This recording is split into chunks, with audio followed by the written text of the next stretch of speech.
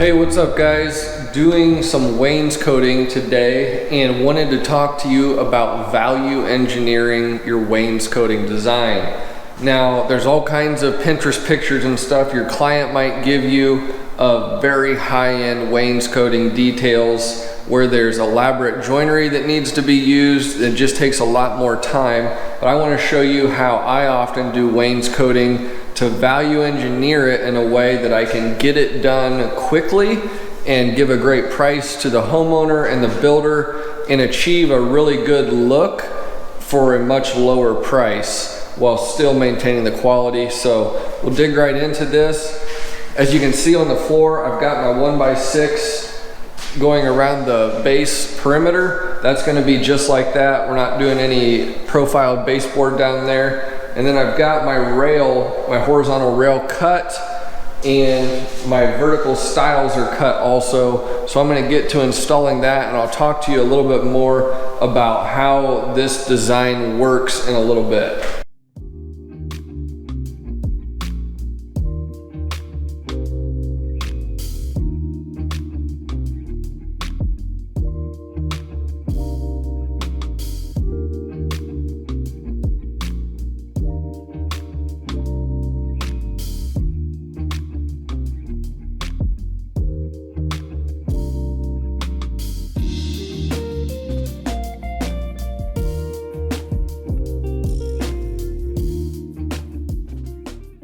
Now the first hack that I like to use is on the corners and the stiles. Now this piece of trim here is actually technically a casing. It's 3 1/4 wide. As you can see on the back, it has the back relief dadoed into the back like you would on a normal piece of casing, and the edges are already eased. So it works really good to put adhesive in this cavity on the back and then stick it to the wall. Now on the corners, we want to have the same width on both sides for the stiles, both sides of the corner. So some guys might say, well, I need a wider piece for one of these. Let me just show you here. So you can see I've left this off the back of the wall a 1/2 inch. This is 5/8 thick. So then I can just butt my next piece up to it, and that'll give me my corner, and I can use the same material for both sides of the corner, and I don't have to have a wider piece there. So what I just did was actually scribe. You can see my scribe line going down this thing. I scribed this piece to this piece since the corners are not perfect. So I'm gonna go and I'm gonna cut that on the table saw, bring them back down and install these.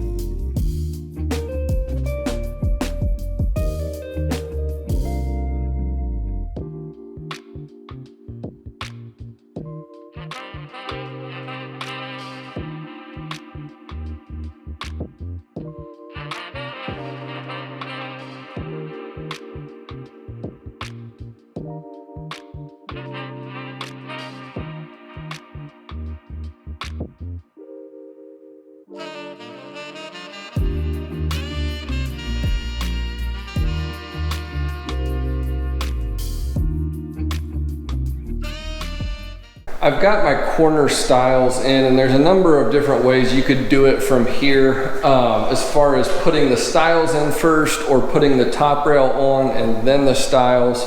I think what I'm going to do is I'm going to go ahead and put the top rail on and try and pull it down a little bit in this area between the end and the first stile. That way I can kind of snap these center pieces into place, and I can ensure that it'll be nice and tight. I want to show you these corners again just so you know what I'm doing.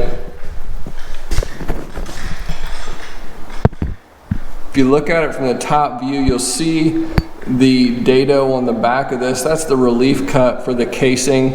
Works really well with construction adhesive to stick that to the wall. And then this space ensures that I have the same on both sides and it looks nice, and I don't have to worry about wider material on one of these pieces that way. So I've been doing that for a long time, and it works really well. I'm gonna go ahead now, you can see on the floor I've got my rail pieces. I'm gonna start putting those across.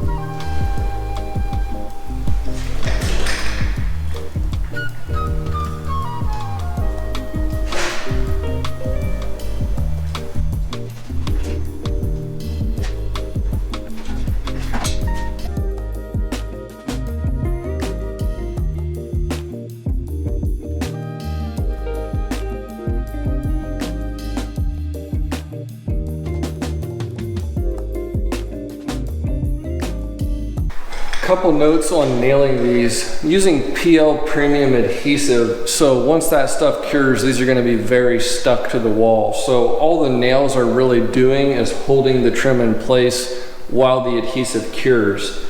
Now, as far as nailing pattern, I'm going about every 10 to 12 inches, and I try and scissor nail. So the nails are not going in straight, they're going in at an angle. Like so. What that's going to do is it's going to give it some resistance from pulling out. Sometimes I'll also try and nail up into the wood on the top and the bottom if there's a hump in the drywall. That helps resist the fight against that hump and keep everything nice and tight.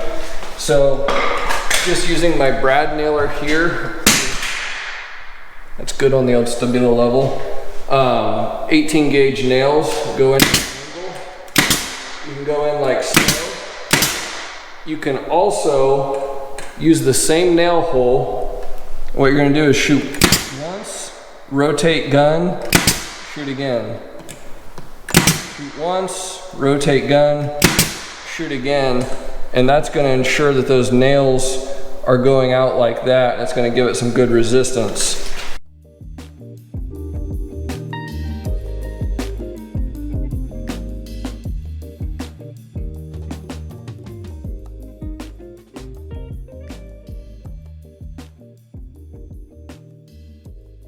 So this wainscoting, as you can see, it goes in really quickly, and that's what makes it a great value. So let's talk a little bit about the different aspects of this that make it very cost effective. Number one, you're using the drywall as your backer. A lot of wains, you'll add a panel on the back. That's additional materials, additional labor. With this quick and dirty style, you're just using the drywall, and so it's really effective just to go over the top of it with wood. The second key thing that I did here is avoid complex joinery by offsetting material thicknesses. And I can't stress enough how key that is to offset your material thicknesses.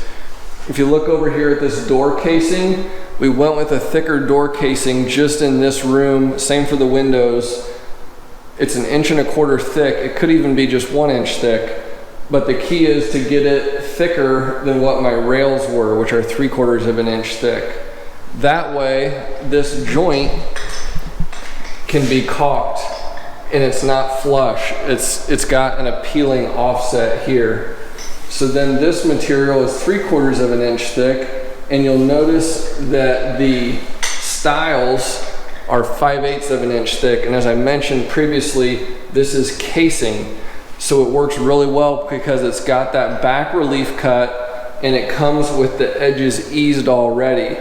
Now I do sand all of this again since it is a Waynes. Wanted to make sure I get any machining chatter marks or whatever, scratches, sand all that off. But it's really quick just to go to town, have the lumberyard deliver this stuff, chop it up.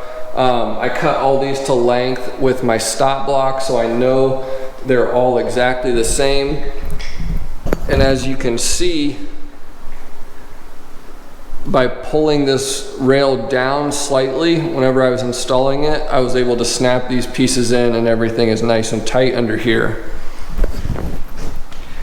Now whenever this is painted, the painter will be able to caulk this joint lightly. And what's going to happen is that caulk joint is going to absorb any of the wood movement, and that is not going to crack. Now the biggest reason I don't have, let me grab a 1x4. The biggest reason a lot of wainscoting gets to be very labor intensive and time consuming is because of flush joinery. This is a full 3/4 inch thick board. So if I were to go the same thickness here and here, I would have to have pocket hole screws, biscuits, glue, pinch dogs, a number of things, but there has to be a secure connection between this piece and this piece at that joint. Otherwise, with seasonal movement, that is going to crack. I've seen a lot of jobs where trim carpenters will just piece stuff together like this without adding any joinery on this joint, and without fail you go back a couple years later and there's a black crack line right across here where it has broken, and it's just very ugly. So with this technique, I save the labor of that elaborate joinery, and then by offsetting my material thicknesses, I can utilize that bead of caulk right here to absorb any seasonal movement, and it's going to look great for the long haul. So that's why this, I call it quick and dirty wainscoting, is so effective. Now I know some of you are probably wondering about layout, maybe even critiquing my layout here, but this room was a doozy, let me tell you. First off, you want to try and always work things out so you've got the same widths on all your walls between your stiles. That is a challenge because you've got to work with windows, doors, and outlets to get everything to come together. And here you can see just on this wall over here, I've got 3 completely different sizes, and so it's hard to know what to do with it. So I ended up, I don't like the divider there, but I think it looks better than no divider. That wall's a lot better. And then I was able to pretty well carry the same width across the rest of these. So whenever it's painted up, I think it'll look good. The one weird thing I had was on this corner, because of this window, it kind of looks weird whenever you put these vertical pieces under a window sometimes, and they're not symmetrical. Some people don't like that, and I didn't like this corner at all, because if I went with the same width here, I was going to end up with a style like right here, and that would not have looked good right up next to this window trim. So what I opted to do was I took my width that I was going to have between this casing and my stile, and I matched it on this side. Then I took this width and I matched it on this side, and then divided the rest of this wall up.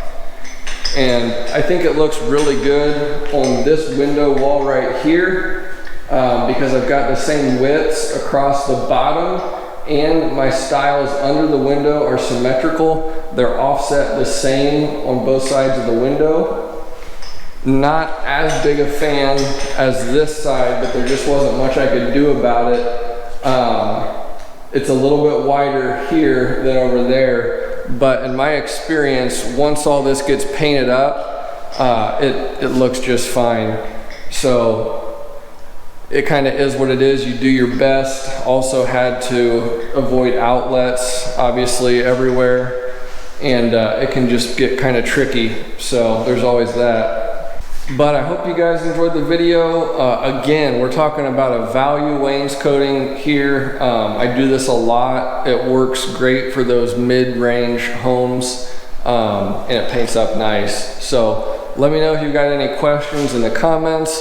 As always, don't forget to give it a thumbs up and subscribe, and appreciate everyone who supports on Patreon, as well as clicking through those tool links that I always put in the notes. I also get a kickback for that from Amazon, and that helps support the channel also. So thanks again.